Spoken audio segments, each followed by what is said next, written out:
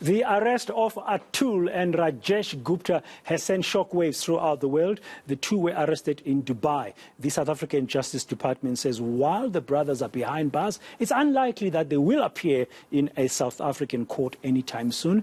They are alleged to be the masterminds behind state capture. Our senior reporter, Aviwe Mtila, following that story for us today, joining me now in the studio. Good afternoon, Aviwe. Before we just speak about the extradition process, and I think it's important because some people may miss some of the nuances involved in this. We know of three Gupta brothers, Atul, Ajay and Rajesh have been mentioned a lot, but Ajay has not been arrested in Dubai, and I've seen some people wondering what's going on. What do you know?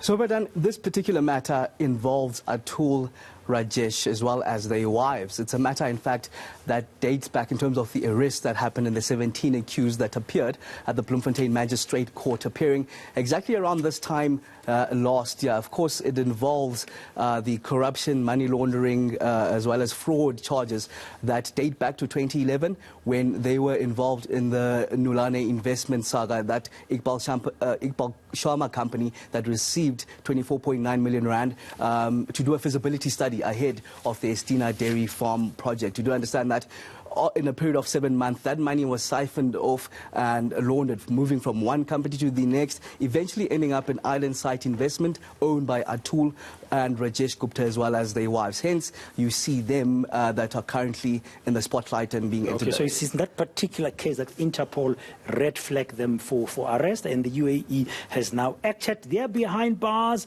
What do we know about the extradition process?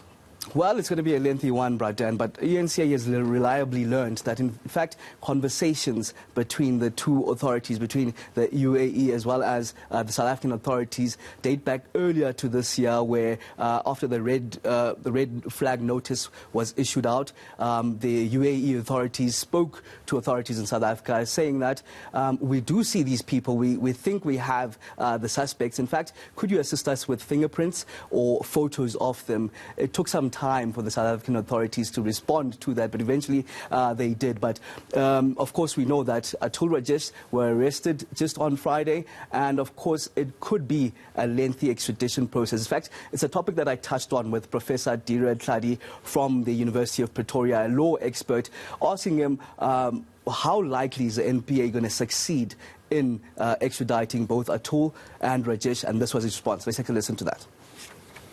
Ultimately, once the government of the UAE decides that it wants to extradite, a different process is triggered, whereby the persons being sought, the Guptas, can now challenge the decision of the authorities for extraditions. It's clear to me that in this instance there is a desire by the authorities in the UAE to extradite. That's clear from a number of things. One, the extradition treaty between South Africa and the UAE was a long time in the making.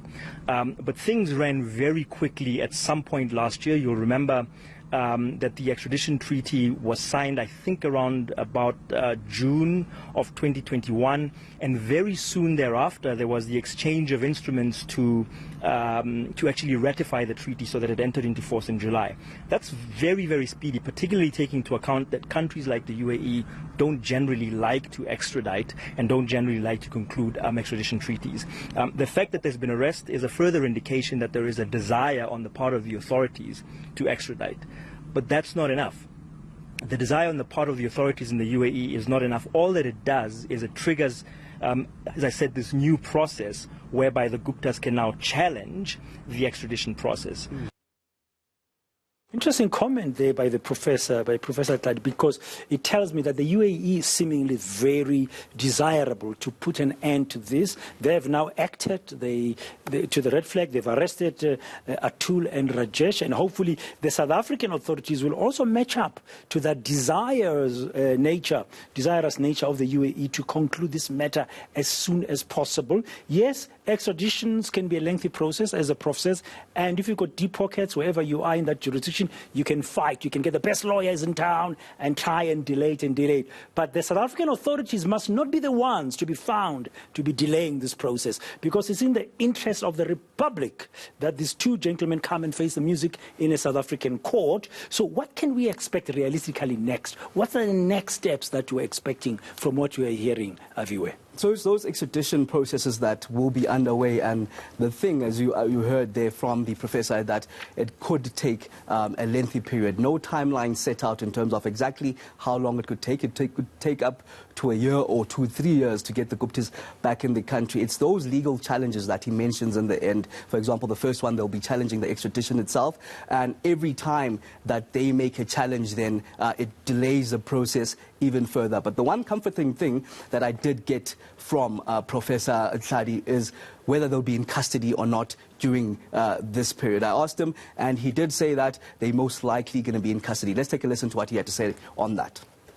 I mean, more than likely, I think they would remain in custody, particularly if, as seems to be the case here, that the authorities in the UAE are keen to extradite. It's very likely then that they will remain in custody, because remember, the critical question in whether or not to release an offender or a fugitive is whether that person is a flight risk. And it seems quite clear by the fact that they are fugitives, by the fact that they've been able to escape from here, that they are a flight risk. So that'll be an argument that would, I think, weigh in on any court to prevent that court from releasing the Gupta. So more than likely they would remain in custody. But also one can expect that they would mount a legal challenge against that. And by the way, every legal challenge that they mount stalls the process, and that's part of the reason why the process takes so long. So the first mini trial, if you like, is going to be about their release. That means that you can't start the process of their extradition until that has been resolved. And then there's going to be a mini trial about something else, and then there'll be a challenge about something else. And each of these steps, of course, are subject to appeal, right? So if they lose the first step, they can always appeal and so on. So that's part of the reason why it takes so long, is that you've got all of these challenges that can be mounted, and all of these challenges aren't necessarily all related to the extradition itself, right?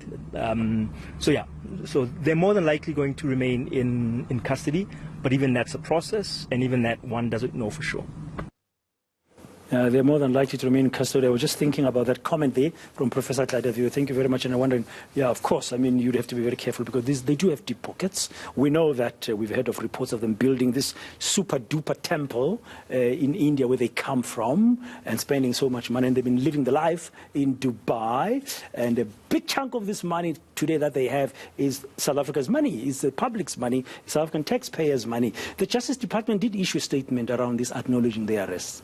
Certainly. Last night, Crispin Piri, in fact, released a statement suggesting that, yes, the Guptas were apprehended. And in fact, there are those conversations that are happening between the two countries, the authorities and the law enforcement agencies. Also today, we saw a statement from the NPA, Mthunzi Maga, also saying that there are those high-level discussions that are happening, and they wouldn't want to give media comment. A bit disheartening, given that you'd expect that they'd be more open in terms of what's happening and the processes that are happening. What we're seeing the other side, the authorities in the UAE that are more proactive. As we saw the statement from the Dubai police confirming the arrests that happened. In fact, as I mentioned, we have learned as eNCA how the communications has been ongoing from earlier on in the year, but it delayed from the South African side to hand over things like fingerprints and photos to the authorities, so that hopefully there'll be no more delays from the South African authorities side. Thank you very much, Aviwe Mtila, there with that update. Of course, we'll keep on tracking, because there's still a lot